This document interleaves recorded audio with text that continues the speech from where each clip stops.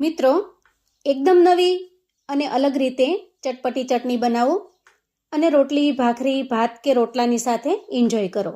એટલી સ્વાદિષ્ટ કે તમને દાળ શાકની કમી મહેસૂસ નહીં થાય અને વળી મોટા તો ખરા જ, બાળકો પણ ખૂબ જ ટેસ્ટથી ખાશે.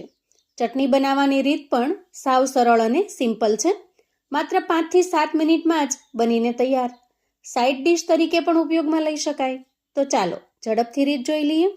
સૌથી પહેલાં આપણે અહીંયા 250 ગ્રામ જેટલા ટમેટાં લઈશું. અત્યારે બજારની અંદર દેશી ટમેટાં ખૂબ સરસ આવે છે અને એકદમ સરસ મજાના લાલ કલરના પણ હોય છે. તો જ્યાં સુધી શક્ય હોય ત્યાં સુધી તમારે આ રીતે એકદમ સરસ લાલ કલરના ટમેટાં પસંદ કરવાના છે, જેથી રેસીપી પણ ખૂબ જ સરસ કલરફુલ અને ટેસ્ટી બનીને તૈયાર થશે. ત્યાર પછી ટમેટાને ખૂબ સરસ રીતે ચોખ્ખા પાણીથી ધોઈ લઈશું.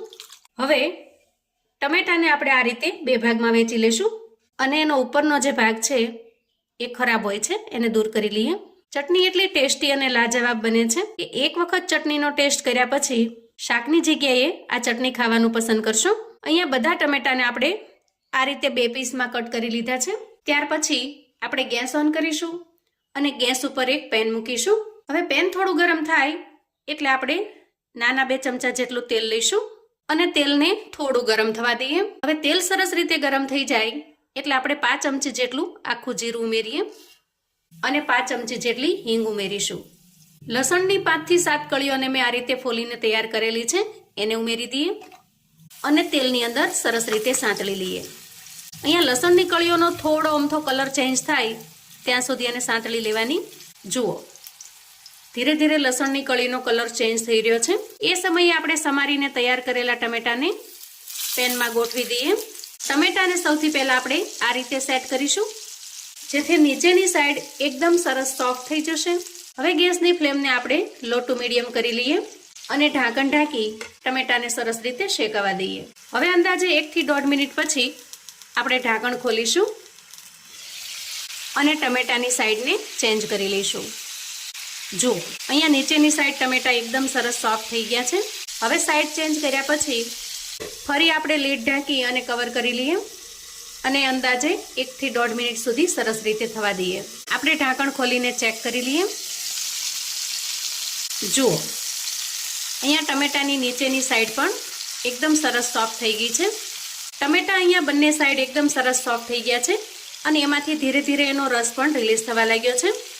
એ સમયે આપણે થોડું અમથું મીઠું ઉમેરી દઈએ અને મીઠાને ટમેટામાં સરસ રીતે મિક્સ કરી લઈએ. તો ફરી 1-8 મિનિટ સુધી ઢાંકી થવા દઈએ.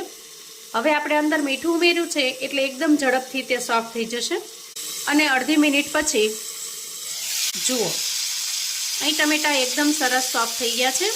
તો આપણે એની સાઈડ ચેન્જ કરી લઈશું અને એની ઉપરની સ્કિનને આ રીતે દૂર કરી લઈએ અને હવે છાલ દૂર કર્યા પછી આ રીતે સ્પેચ્યુલાની મદદથી ટમેટાને મેશ કરી લઈશું. આ રીતે પ્રેસ કરતા જો ટમેટા થોડા કઠણ લાગે તો થોડી વાર માટે 1-2 મિનિટ માટે ઢાંકી અને ટમેટા સોફ્ટ થાય ત્યાં સુધી એને થવા દેવાનું. અહીંયા જુઓ, લસણની કળીઓ પણ સરસ રીતે મેશ થઈ જાય છે. તો આ રીતે ટમેટા એકદમ સરસ એક રસ થઈ જાય અને ખૂબ સરસ રીતે મેશ પણ થવા લાગે એ સમયે ગેસની ફ્લેમને આપણે બંધ કરીશું. થોડી વાર માટે ઠંડી થવા દઈશું. ત્યાર પછી ચટણીને ટેસ્ટી બનાવવા માટે મેં અહીંયા 2 મીડિયમ સાઇઝની ડુંગળી લીધી છે, એક નાનો કાકડીનો ટુકડો લીધો છે અને લીલા મરચાના ટુકડા લીધા છે. હવે આપણે મિક્સર જાર લઈશું અને આ રીતે કાકડીને રફલી ચોપ કરીને ઉમેરી દઈશું. એ જ રીતે ડુંગળીને પણ આપણે રફલી ચોપ કરીને ઉમેરી દેવાની છે અને મરચાના ટુકડા ઉમેરીશું. હવે આપણે આ બધી જ વસ્તુને સરસ રીતે ગ્રાઇન્ડ કરી લઈશું. મિક્સરને પલ્સ મોડ પર ચલાવી એકદમ અધકચરું મિશ્રણ રહે એ રીતે આપણે ક્રશ કરી લેવાનું છે. તો જુઓ, પલ્સ મોડમાં ચલાવીને ક્રશ કરતા કંઈક આ રીતનું મિશ્રણ બનીને તૈયાર થશે, જે આપણે અધકચરું ખાંડેલું હોય એ ટાઈપનું બને છે. ત્યાર પછી આપણે એક મિક્સિંગ બાઉલ લઈશું અને ક્રશ કરેલા કાકડી, ડુંગળી અને મરચાના મિશ્રણને બાઉલમાં ટ્રાન્સફર કરીશું. ત્યાર પછી આપણે જે ટોમેટો પ્યુરી તૈયાર કરેલી છે એકદમ સરસ ઠંડી થઈ ગઈ છે. તો આ રીતે ઠંડી થઈ જાય પછી જ આપણે એને મિશ્રણમાં ઉમેરીશું અને હવે રૂટીન મસાલા કરી લઈશું. સૌથી પહેલા 1 ચમચી જેટલો ગોળ ઉમેરીશું, જે એકદમ ઝીણો ક્રશ કરીને મેં લીધેલો છે. સ્વાદ પ્રમાણે મીઠું ઉમેરીશું. તો અહીંયા આપણે ટમેટાની અંદર પણ અગાઉ મીઠું ઉમેરેલું છે તો એના પ્રમાણમાં મીઠું ઉમેરવાનું. અડધી ચમચી જેટલો ચાટ મસાલો ઉમેરીશું. તમે અહીંયા આમચૂર પાવડર પણ ઉમેરી શકો છો. એકદમ સરસ ચટપટો અને ખાટો મીઠો ટેસ્ટ બને છે એનાથી. થોડું અમથું સંચળ પણ ઉમેરીશું, જેથી ટેસ્ટ એકદમ સરસ લાજવાબ બની જશે. અને હવે અડધી ચમચી ધાણા પાવડર ઉમેરીએ. 1 ચમચી લાલ મરચું પાવડર ઉમેરીશું. અહીંયા આ મરચું બહુ તીખું પણ નહીં અને સાવ મોળું પણ નહીં, એવું મીડિયમ તીખાશ વાળું લીધું છે. તમારે જેટલી સ્પાઇસી બનાવી હોય એ પ્રમાણેનું મરચું લેવાનું. અને સાથે સાથે કલર માટે 5 ચમચી જેટલું કાશ્મીરી લાલ મરચું પણ ઉમેરી દઈએ. છેલ્લે થોડી કોથમીર ઉમેરીશું, સરસ ઝીણી સમારેલી, જેથી ઝડપથી મિક્સ થઈ જાય. અને ચમચાની મદદથી સરસ રીતે મિક્સ કરી લઈશું. જુઓ, માત્ર થોડી જ મિનિટોની અંદર આ ચટણી બનીને તૈયાર થાય છે અને ટેસ્ટમાં એકદમ લાજવાબ બને છે. હવે આ ચટણીને થોડો વધારે ટેંગી ટેસ્ટ આપવા માટે 2 ચમચી જેટલો લીંબુનો રસ ઉમેરી દઈએ અને સરસ રીતે મિક્સ કરી લઈએ. જુઓ, ખાતા પેટ તો ભરાય પણ મન ન ભરાય એટલી સરસ ટેસ્ટી બને છે. પૂરી, પરાઠા, રોટલી કે ભાખરીની સાથે પણ એકદમ અમેઝિંગ લાગે છે. વળી રોટલા કે ભાતની સાથે પણ આ ચટણી ખાવાની મજા પડી જાય એટલી મજેદાર બને છે. મારા ઘરે જ્યારે પણ હું આ ચટણી બનાવું છું, ઘરના બધા શાકની જગ્યાએ આ ચટણી જ ખાવાનું પસંદ કરે છે. તો અહીં આપણી એકદમ ટેસ્ટી, ખૂબ જ મજેદાર એવી ટમેટાની ચટણી બનીને તૈયાર છે. હવે આપણે ચટણીને સર્વ કરી લઈએ. તો મિત્રો, ક્યારેય શાક ન ભાવે અથવા તો સ્વાદમાં કશું અલગ ખાવું છે તો તમે આ ચટણી બનાવીને તૈયાર કરી શકો છો. શાકની સાથે સાઇડ ડિશમાં પણ આ ચટણી ખૂબ જ અમેઝિંગ લાગે છે. દાળ ભાતની સાથે અથવા તો શાક રોટલીની સાથે આ ચટણી ખાવાની ખૂબ જ મજા પડે એવી ટેસ્ટી બને છે.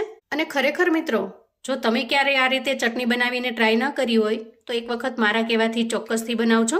એટલી અમેઝિંગ અને ટેસ્ટી બને છે કે 100% આ ચટણીને તમે વારંવાર બનાવવાનું પસંદ કરશો. તો મિત્રો, આવું અવનવું જાણવા માટે અને મને સપોર્ટ કરવા માટે ચેનલ પર જો તમે નવા છો તો પ્લીઝ ચેનલને સબસ્ક્રાઇબ કરો.